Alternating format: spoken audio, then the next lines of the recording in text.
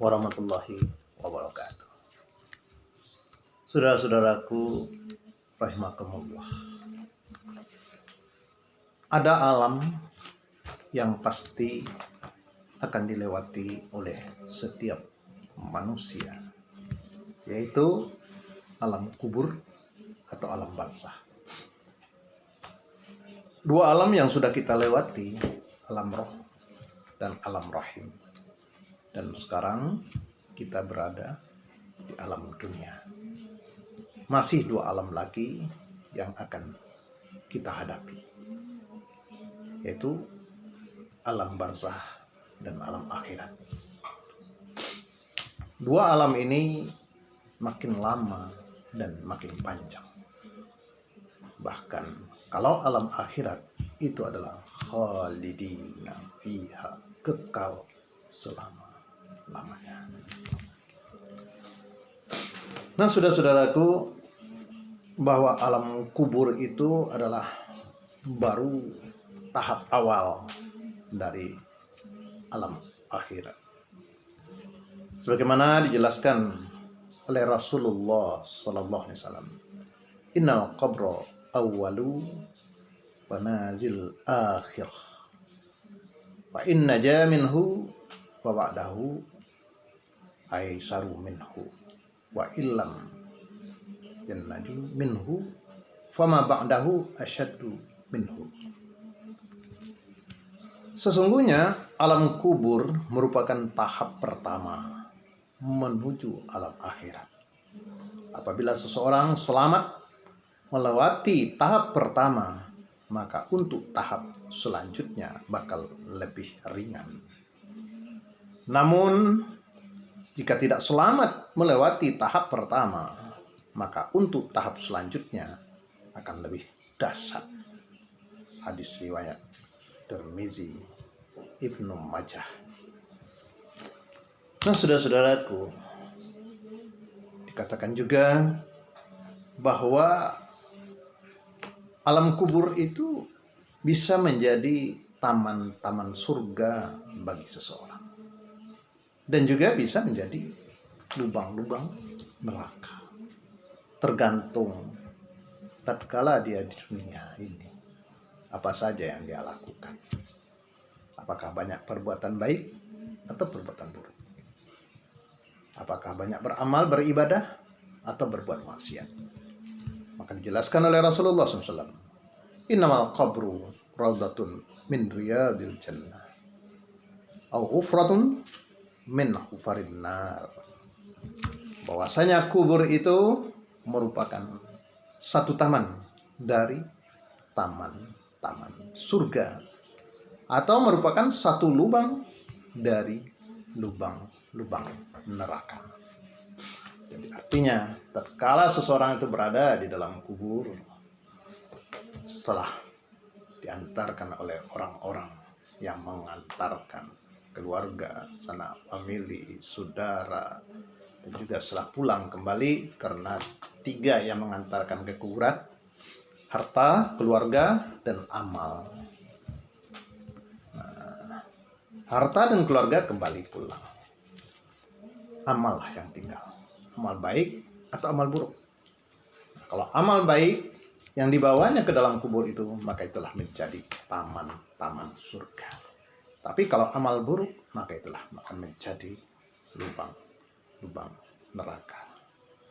Maka saudara-saudaraku, di surat At-Takatsur juga dijelaskan oleh Allah Subhanahu wa taala, alhaakumut takatsur hatta zurtumul maqabir kalla sawfa ta'lamuna summa kalla sawfa ta'lamun kalla law ta'lamuna ilmal yakin. Bahwa kita akan mengetahui dengan ilmu yang yakin bahwa bermegah-megahan, alhaakumut takatsur, telah melalaikan kamu sampai kamu masuk ke dalam kubur.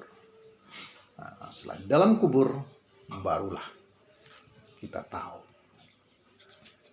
Maka oleh karena itu, saudara-saudaraku, marilah kita perbanyak bekal kita dalam hidup ini, kita untuk banyak beribadah, memperbaiki diri, meningkatkan iman dan takwa kita kepada Allah SWT. Kita jauhi perbuatan-perbuatan dosa, kita jauhi perbuatan-perbuatan maksiat. Adapun mungkin sudah pernah kita melakukan, terlanjur berbuat salah, ada solusinya, yaitu minta ampun kepada Allah Subhanahu wa taala. Jelaskan, wa ma khalaqtul jinna wal insa illa liya'budun, dan aku tidak menciptakan jin dan manusia melainkan supaya mereka menyembahku, untuk beribadah. Maka tujuan hidup kita di dunia untuk beribadah. Itulah orang yang selamat. Dan juga akan selamat orang di dunia ini banyak maksiat, banyak berdosa, karena banyak gangguan dan godaan setan, dunia, dan lain sebagainya. Dia akan selamat kalau dia minta ampun selagi hayat masih di kandung badan. Sebelum kematian datang, yaitu minta ampun atas segala kesalahan, menyadari kesalahan, tobat. Ya ayyuhalladzina amanu tubu ilallah taubatan nasuha. Asa rabbukum ayyukaffira ankum sayiatikum wa yudkhilukum jannatin tajri min tahtihal anhar. Hai orang-orang yang beriman, tobatlah dengan tobat yang semurni-murninya, sebenar-benarnya. Maka Allah akan menghapuskan semua kesalahan-kesalahan yang kita perbuat dan masuklah ke dalam surga yang mengalir sungai-sungai di bawahnya. Nah, saudara-saudaraku, maka oleh karena itu ada kalanya orang selamat dalam kubur, dan juga ada kalanya mendapatkan siksa di dalam kubur. Memang kita manusia ini tidak tahu, tidak mendengar mayat disiksa di dalam kubur. Tetapi binatang-binatang mengetahui, tahu dia. Maka oleh karena itu banyak kejadian-kejadian, atau pernah kejadian di zaman Rasulullah SAW, yaitu binatang atau kendaraan dari Rasulullah SAW melewati kuburan. Dia terhenti, yaitu kuda terhenti karena mendengarkan siksaan di dalam kubur. Nah, rupanya kuburan ini mayatnya semasa hidup di dunia, yang satu yaitu suka mengadu domba, dan yang satu karena buang air tidak bersih. Nah, saudara-saudaraku, termasuk seseorang itu bisa juga disiksa di dalam kubur itu karena rintihan, yaitu keluarganya. Rintihan artinya menyesal. Kalau menangis itu wajar, sedih wajar. Tapi kalau merintih, menyesali, memukul-mukul muka, merobek-robek pakaian, itu nggak boleh. Nah, tidak terima dengan takdir dari Allah, ketentuan Allah, itu yang nggak boleh. Nah, itu bisa menyebabkan si mayat itu disiksa di dalam kubur. Al-mayyitu yu'azzabu fil qabrihi bimaniha alaihi wa fi riwayatin maniha alaihi. Seseorang disiksa di dalam kuburnya sesuai dengan jerit tangis keluarganya. Jadi kalau menangis itu wajar ya, menangis, atau anak kita yang meninggal, apa istri kita, apa orang tua kita, atau suami kita menangis, melelehkan air mata, ya namanya sedih, itu hal yang wajar. Justru kurang wajar kalau kita tidak sedih ya, tapi yang nggak boleh adalah menyesali. Nah, oleh karena itu saudara-saudaraku, siksa kubur itu ada, bahkan pernah juga kejadian di zaman Nabi itu ada seorang yang dikubur, masuk kucing ke dalam kuburnya. Dikeluarkan kucing itu, masuk lagi, dikeluarkan, masuk lagi. Akhirnya dikuburlah bersama kucing-kucing itu. Apa yang terjadi? Setelah dikubur, kedengaranlah kucing tadi, diizinkan oleh Allah, kucing tadi menyiksa mayat yang ada di dalam kubur. Kemudian setelah ditanyakan apa yang terjadi, kemudian dijawab bahwa rupanya semasa hidup di dunia si mayat tadi kalau buang air tidak istinja.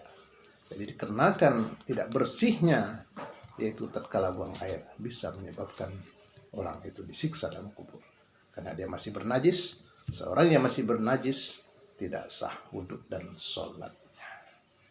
Nah, saudara-saudaraku, untuk terhindar dari siksa kubur, pada kesempatan ini ada 4 macam yang harus kita lakukan selalu. Yang pertama, jaga sholat. Jangan dilalaikan sholat. Jangan ditinggalkan sholat. Melalaikan saja tidak boleh, apalagi meninggalkan. Wawailul lil musallin alladzina hum an salatihim sahun. allazina hum yura'una wa yamna'unal ma'un. Maka celakalah siapa yang celaka, orang yang melalaikan sholat, melalaikan waktunya, melalaikan bacaannya, melalaikan tumakninahnya, semuanya dilalaikan. Apalagi tidak sholat. Bahkan ada salah satu neraka, nama neraka itu Saqar. Ada di dalam surah Al-Mudaththir ayat 42. Penduduk neraka itu ditanya, kenapa engkau masuk ke dalam neraka Saqar? Masalakakum fis Saqar? Qalu lam nakuna minal musallin. Dulu semasa di dunia kami ini termasuk orang-orang yang tidak sholat. Maka jangan sampai kita tinggalkan sholat, karena ini kunci ibadah. Ibadah-ibadah yang lain akan diterima kalau soal itu sholat. Maka kerjakanlah. Dan juga sholat dapat mencegah perbuatan keji dan mungkar, dan juga dapat menggugurkan dosa-dosa kita. Tatkala kita ruku dan sujud, berguguranlah dosa bagaikan daun yang kering berjatuhan. Jadi ini yang pertama. Bagi kita yang sudah sholat, kita tingkatkan. Kita tingkatkan kesempurnaannya, tumakninahnya, bacaannya, kemudian anggota tubuh kita ini, kemudian hati kita untuk kehusukannya, dan juga kita tambah dengan sholat-sholat sunat lainnya, sholat malam, sholat duha. Maka di bulan puasa ini kita disunahkan makan sahur, mengakhirkan makan sahur sekitar jam 3 atau setengah 4. Harapannya ialah supaya kita terbiasa. 1 bulan kita berlatih makan sahur, bangun jam sekian, jam 3 itu, harapannya nanti kita sudah terbiasa bangun pada jam itu, sepertiga malam itu, untuk bisa melaksanakan sholat tahajud. Kemudian yang kedua, terhindar dari siksa kubur, selalu baca Al-Quran. Baca Al-Quran. 1 huruf kita membaca Al-Quran, 10 hasanat, 10 kebaikan yang kita dapat. Itu di luar Ramadan, apalagi di bulan Ramadan ini. Maka bacalah Al-Quran. Selanjutnya itu sedekah. Sedekah, berbanyak sedekah, baik waktu sempit maupun lapang. Kita dianjurkan bersedekah, berinfak, bersedekah. Allazina yunfikuna fis sarra'i wad dharra wal kaziminal ghaiz wal 'afina 'anil nas. Itu orang-orang yang bertakwa, itu orang-orang yang menginfakkan hartanya, mau dia bersedekah, baik waktu sempit maupun waktu lapang. Dan juga orang yang bisa menahan marah, dan juga orang yang mau memaafkan orang lain, bersedekah. Apalagi ini untuk orang berbuka. Misal kita ini puasa sudah berapa hari, sudah 12 hari misalnya, kemudian nanti sore kita memberi buka untuk orang yang berpuasa 10 orang, maka berarti kita hitung-hitungannya sudah puasa 22 hari. 12 hari puasa kita, ditambah 10 hari puasa orang yang menikmati bukaan dari kita. Selanjutnya yaitu supaya terhindar dari siksa kubur, banyaklah berzikir dan bertasbih. Banyak berzikir. Kapan saja kita banyak berzikir. Banyak zikir-zikir yang ringan, yang mudah, yang gampang. Paling tidak membaca Astaghfirullahaladzim, atau membaca Subhanallah walhamdulillah wala ilaha illallah wallahu akbar. Bahkan ada yang ringan di lidah tapi berat pada timbangan amal. Subhanallah wa bihamdihi, subhanallahil azim, subhanallah wa bihamdihi, subhanallahil azim. Bisa sambil berdiri, berjalan, duduk, berbaring, qiyamam wa qu'udan wa ala junubihim wa yatafakkarun. Maka berzikirlah. Bacalah kalimat-kalimat thayyibah itu. Bisa lagi berdiri, lagi berjalan atau di kendaraan, atau lagi duduk menunggu waktu sholat, atau setelah sholat kita berzikir, atau waktu berbaring mau tidur, maka banyaklah membaca itu. Bahkan dikatakan oleh Rasulullah SAW, kalau mau tidur, khatamkan Al-Quran. Cari syafaat Rasul, cari ampunan dari Tuhanmu, dan laksanakan haji dan umrah. Bagaimana caranya? Yaitu baca Al-Ikhlas 3 kali, sudah sama dengan mengkhatamkan Al-Quran. Kemudian baca sholawat Nabi, supaya dapat syafaat dari Rasulullah SAW. Baca istighfar, supaya dapat ampunan dari Allah. Istighfar, astagfirullahaladzim. Dan baca subhanallah, walhamdulillah, wala ilaha illallah, wallahu akbar. Maka pahalanya sama dengan haji dan umrah. Jadi banyak berzikir, banyak bertasbih. Maka biasakanlah setiap hari, tatkala kita, supaya lisan kita ini selalu berzikir. Tatkala mulai bekerja, bacalah bismillah. Mau membuka toko, baca bismillah. Mau makan, pokoknya mulai bekerja yang baik-baik, bacalah bismillah. Sudah selesai, baca alhamdulillahirabbil alamin. Mau makan, baca bismillah. Ambil dengan tangan kanan dan ambil yang terdekat dengan kita. Selesai baca alhamdulillah. Melihat sesuatu yang menakjubkan, baca masya Allah. melihat sesuatu yang mengindah, masya Allah, melihat yang menakjubkan, baca subhanallah. Ada sesuatu yang tidak mampu, berat rasanya bagi diri kita, bacalah la haula wala quwata illa billahil aliyil azim. Melihat sesuatu yang tidak suka kita, bacalah nauzubillah min zalik. Atau kita dapat musibah, kemalangan dan lain sebagainya, maka bacalah inna lillahi wa inna ilaihi rajiun. Terlanjur berbuat salah dan berbuat dosa, bacalah astagfirullahaladzim. Nah, ini biasakan kalimat-kalimat ini setiap hari supaya kita dikategorikan orang-orang yang berzikir. Nah, inilah saudara-saudaraku, 4 macam ini kita biasakan setiap hari supaya kita terjauh dari siksa kubur, yaitu jaga sholat, baca Al-Quran, banyak bersedekah, dan selalulah berzikir. Ini saja yang dapat kami sampaikan, mudah-mudahan manfaat. Dan kepada saudara-saudara yang ingin mengikuti ceramah-ceramah kami, silahkan dibuka di channel YouTube Zulkarnain Komarudin. Demikian yang dapat kami sampaikan. Sekali lagi mohon maaf. Billahi taufiq wal hidayah. Assalamualaikum warahmatullahi wabarakatuh.